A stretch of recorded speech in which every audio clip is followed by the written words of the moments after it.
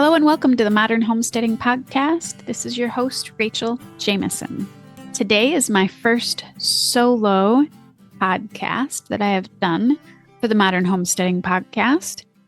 I joined Harold about a year ago, and it seems like after a year, it is appropriate for me to dip my toes into doing a podcast by myself. As my husband said, it's time to take off the training wheels. So here I am today. I decided to talk about some of the things that I have in my kitchen. Today's podcast is going to be mostly about the hand tools that I have in my kitchen, the ones that don't have power. And I will probably do another podcast that talks about the things that I have in my kitchen that do have power. One of the reasons I decided to talk about this is because over the years, what we have chose to have in the kitchen has changed. I used to have nonstick pans and use aluminum and other things in my kitchen, more plastic, aluminum foil, things like that I really don't use anymore, or I try to limit greatly. I don't think it's a bad place to start. However, as you move on in your journey, I have decided to opt for less things in my kitchen, but have more quality things. And we have also decided to opt for things that currently we know are not toxic or have less chemicals in them. Now, I know over time those things change. Years from now, we might find out that some of the things that we're using, maybe we shouldn't have been. But we for sure know now that nonstick is probably not one of the better things, especially once it starts to flake. We know that aluminum has some links to some health risks. Those are all rabbit holes I'm not going to go down in this podcast. If you want to go down that hole and look and spend some time researching like I did years ago, that might be something that you want to do, especially as you're looking at adding to your kitchen and maybe even removing and replacing some things. So I'm going to start this list. I put things in 3 categories. One is for cooking and baking. Another is for preserving. And the third is for processing. Now remember, these are all hand tools this time. I will talk about some of my power tools in another episode. One of my first things that I like using in my kitchen are my stoneware. You can get stoneware in lots of different things. You can get them in crocks. You can get them in bread pans. Some of them have lids. You can get casserole dishes with lids. You can get flatware for like pizzas and cookies. There's a wide variety of what you can get. I like it because it heats evenly. It makes things crispy like your crusts. And once seasoned, it is mostly nonstick. They heat to fairly high temperatures, unlike some of the glass. There are different qualities of stoneware. Some will heat to much higher. I'll talk about that. One of the things you want to make sure when you are looking at your stoneware is that it doesn't have lead in it. You're going to have to either talk to the manufacturer or search for that. I know that the 2 that I'm going to talk about do not have lead in them. Actually, Pampered Chef may have a small amount of it, but they're at safety standards. They're below safety standards. So the 2 kinds that I currently have are Pampered Chef and Unicook. Now, I am not a Pampered Chef representative. I have just purchased from friends when they've had parties. It just happens to be what I have. I'm not opposed to buying anything else. It's just what I have. So, and I like them and they've worked for quite a long time.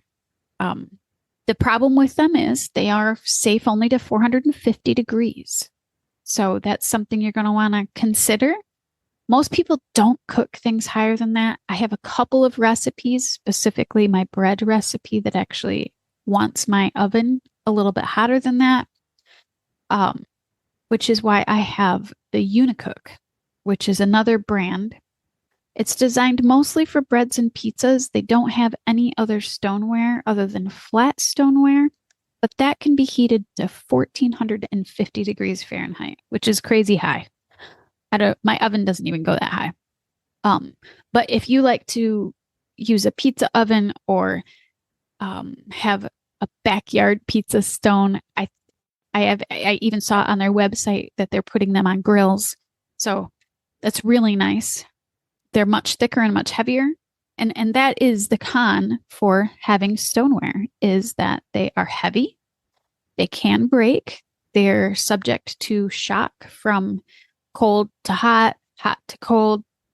And they're just a little bit of a learning curve. A lot of them don't have lips on them or anything for handles. So they can be hot to handle and they can be a bit of a hazard, but I think they're worth the effort and care that they take to keep in your house. Moving on to cast iron. Oh man, I think to say that I have a love affair with cast iron would be an underestimation because I have a lot of cast iron. I have several Dutch ovens of various sizes. I have a couple of very large stock pots. I even have a waffle iron. And of course, I have frying pans. So, and I do also have a very flat, I'm not sure what you would call it, a griddle, I guess, a long griddle. I have several brands. The reason I love it is it lasts forever. I actually use and cook on some of the cast iron that was my great grandmother's. It gets hot and stays hot and it retains the heat. It's oven safe, so I really like that. It makes nice crispy foods and breads. Like I said, I actually use a Dutch oven to bake my bread. The whole thing just goes in, and I love that. You can put them in the fire, so you can take them camping. They're non-stick mostly. Mostly, I wouldn't say you're going to slide an egg around on them, but once they're seasoned, they're fairly non-stick. And you will want to go down that rabbit hole and look at the different ways to season them. There's different opinions about it, and there's different oils that people prefer to use. They're also different to wash. When I wash mine, I usually just use water and then I dry them out. I probably am going to make a small video about that and post that in our membership area and on the website, actually not in the membership area, but that will be there for people to view. One of the things to remember is you don't want to cook acid foods like tomatoes and such in them with vinegar and those kind of things in it, only because it gives this strange taste and aftertaste to it. Now, some people will be fine with that. Other people will not. The same thing happens when you cook in aluminum, and that is why you're going to need maybe some other pans, which I'm going to talk about, to cook in.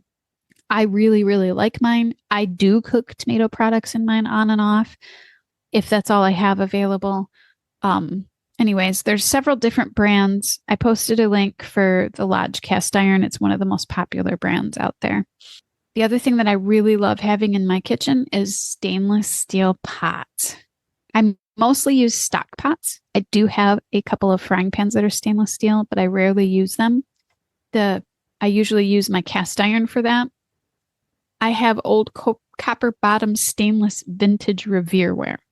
I don't even think you can purchase it. I tried to see if you could purchase it.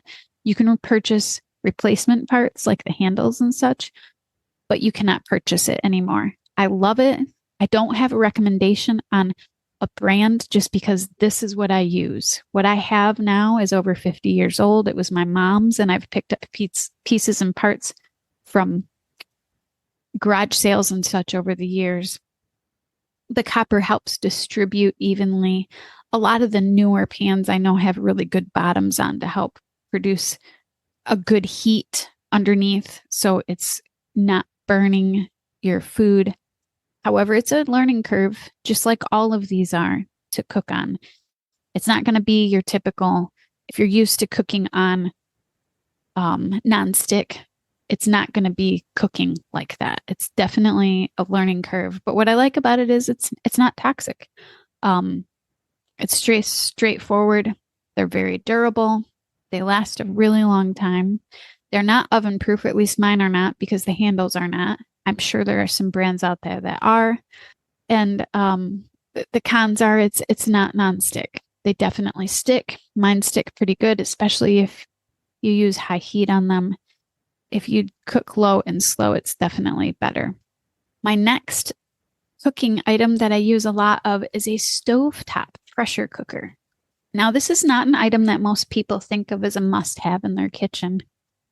I really like mine. A lot of people use something called an Instant Pot. And this is basically the same thing, except for it is powered by its heat source. There's no computer or anything in it, and you have to watch it. So the nice thing about, the electronic versions, which we will talk about in another podcast, is that you don't have to watch them. This you will have to watch and babysit. I like it because if I'm in a hurry, you can put something in it and it cooks very quickly. I can use it if I don't have power, so we take it camping. It's actually where mine stays, is with our camping gear. I can cook something very quick on the camping stove, and it will be cooked pretty quickly. What I have is a Presto pressure cooker. It's not a canner. You cannot can in it, but it is a pressure cooker, and it just cooks really, really fast, and that's why I like it. Now, on to the next section for preserving. Obviously, if you know me well, you're going to know that I'm going to talk about my canners. I love my canners.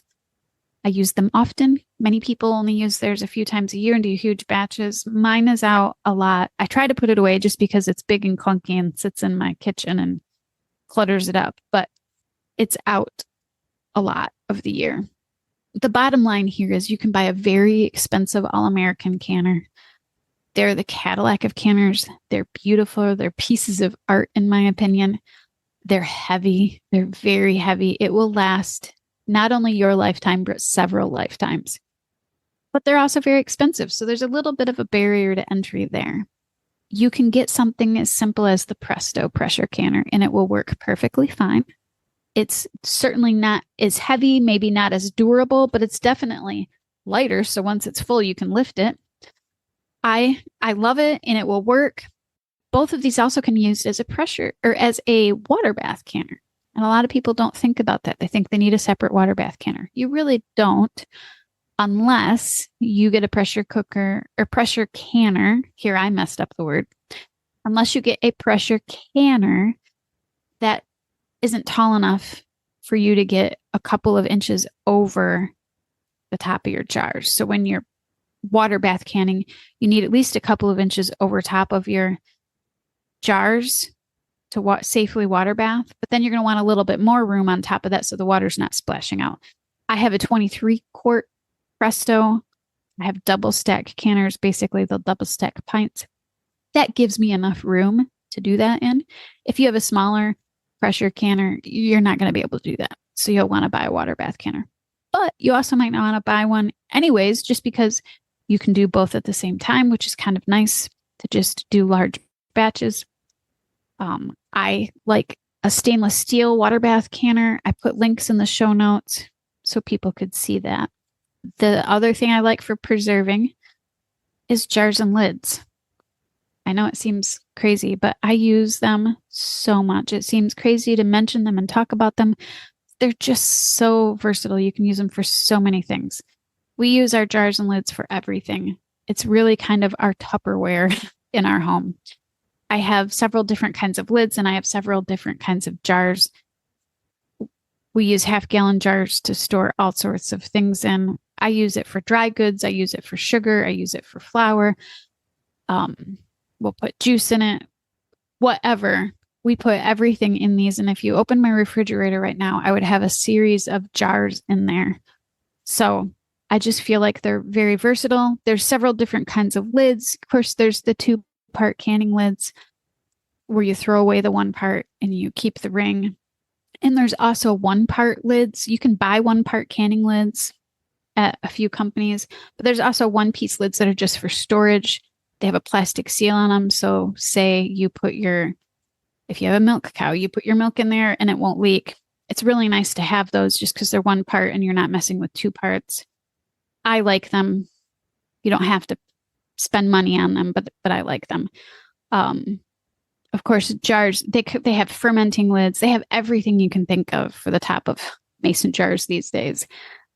The company that I really like to buy the one-part lids from, and you can also buy various kinds of jars and containers from them, is called Fillmore Container. And I will have the link there for you to go to and look at.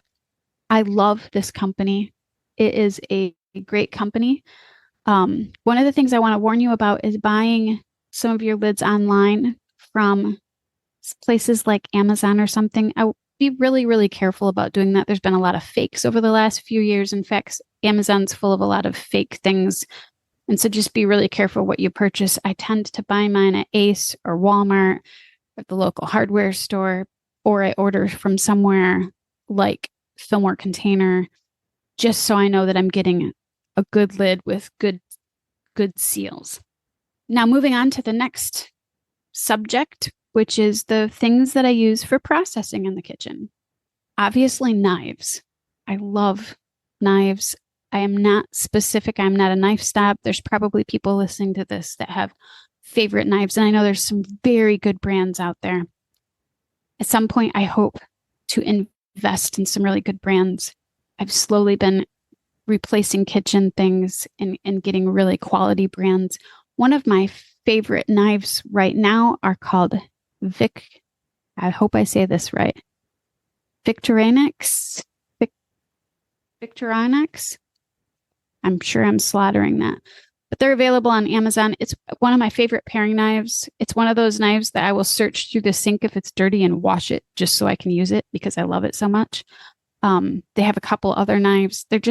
I love it. I love how it feels in my hand. It's light. It sharpens really easily. It sharpens very sharp.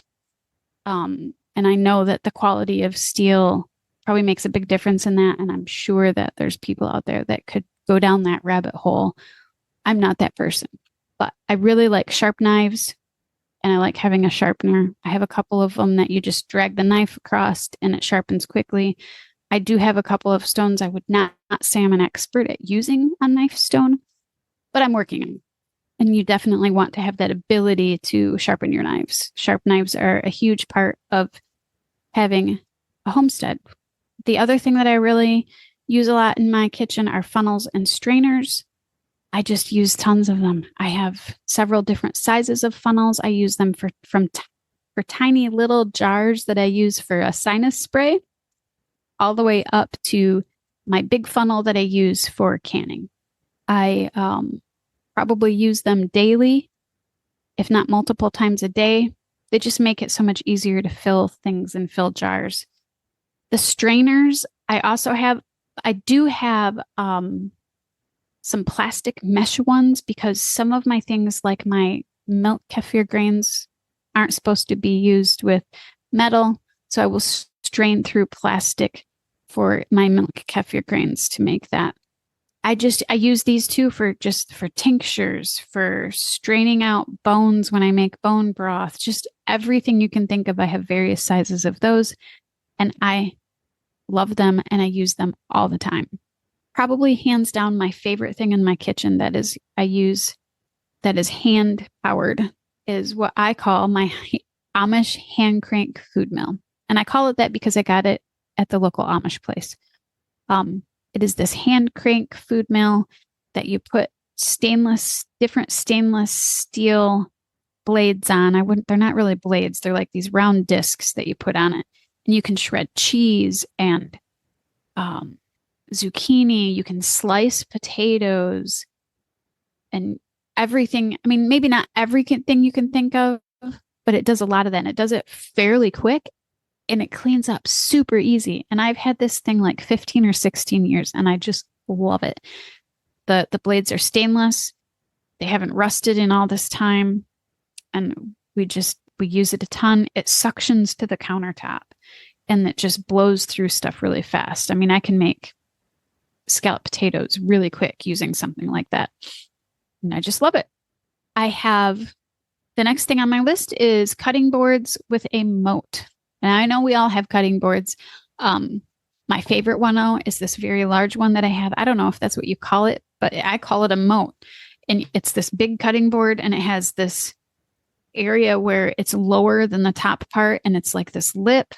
And when you're cutting up, say, tomatoes or something like that, and the juice is going everywhere, it just kind of holds that juice from getting all over your counter, which is nice and holding on that mess and keeping it from getting everywhere. I just love love mine. That's usually my first one that I get out if I have to do big projects. I'm sure they come in several sizes, but I love my cutting boards. I use wood. I know that for a long time people did not think that that was safe. I think they've kind of retracted that now and done a few studies on it. When I do use my wood cutting boards, I make sure to scrub them really good right away before things dry on it. If I'm using meat on that, or if I butcher or anything, I will wash it first really good with some soap and water, and then I will spray food grade hydrogen peroxide on it and let it sit. And sometimes you can do that a couple of times if you want to make sure that it's nice and clean and keep it safe. Food grade hydrogen peroxide is a nice cleaner to keep in your kitchen. It's safe. You don't have to worry about, it bleach and all that kind of thing. It will still bleach some clothing though, just to be aware. So I like to use it in my kitchen. One of my other favorite things to have in the kitchen are silicone baking mats and forms. I'm sure that you have all seen these. I even have this little one. It's a mat that has little gummy bear. It's shaped in little gummy bears. I don't know. There's like 50 gummy bears on this little sheet, and you can make gummy bears with it, which I have done. They come in various sizes. What's nice about the molds is they just peel off. You don't have to fight with something to get the mold off, and you can do so many shapes and sizes. I mostly have bread pans for certain things. I have a couple of molds, like I said, the gummy bears, and I have some squares. My favorite one of these is I have this one that will hold 1 cup sections, and there's like 2 of them on it. My favorite one of those is I have this one mold that holds, I believe it's 1 cup sections, and so you can make bone broth and froze it into chunks and then take it out and put it in bags and do it again. Or you could use that with just about anything you can think of. I really like that one. I have another one that is, they're flat ones. You can bake with them, or they can go into your dehydrator, and you could make like fruit roll-ups in them, and they have a little bit of a lip on them. So you don't have to worry about it overflowing into the bottom of your food dehydrator. I also use them to make this horrible gluten-free noodle that I make, and you can bake them in the oven. I just like them. I don't know if in the future they're going to tell us that they weren't safe. You know how those things change. So far, it seems like they're safe, and a lot of the crunchy people are using them. So I continue to use them. And last but not least, my favorite of my favorites in my kitchen are my stainless steel bowls.